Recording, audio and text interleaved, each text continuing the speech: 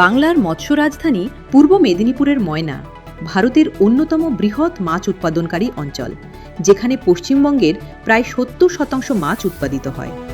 প্রায় ১৫,০০০ হেক্টর এলাকা জুড়ে মাছ চাষ হয় এবং প্রতিদিন প্রায় ৫০০টি ট্রাক বিভিন্ন রাজ্যে ওড়িশা, ছত্তিশগড়, আসাম, ঝাড়খণ্ড ও বিহারে মাছ সরবরাহ করে।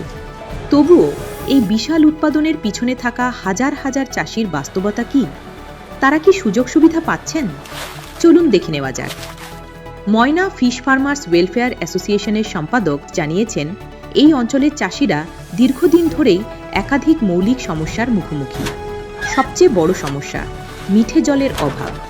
চাষিদের নিজেদের উদ্যোগেই জল জোগাড় করতে হচ্ছে, যা খরচ ও ঝুঁকি দুটোই বাড়াচ্ছে। পাশাপাশি মাছ পরিবহনের সময় হয়রানি, বিভিন্ন জায়গায় ঘুষ দেওয়ার অভিযোগ এবং ব্যাংকে কৃষি ঋণের অভাব চাষিদের আরও চাপে ফেলছে।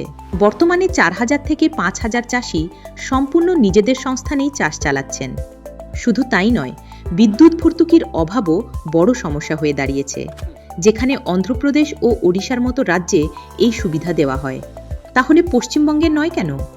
এছাড়া চাষিরা একটি আধুনিক ফিড ল্যাবের দাবি তুলেছেন, যাতে ওষুধ ও খাবারের গুণমান নিশ্চিত করা যায়।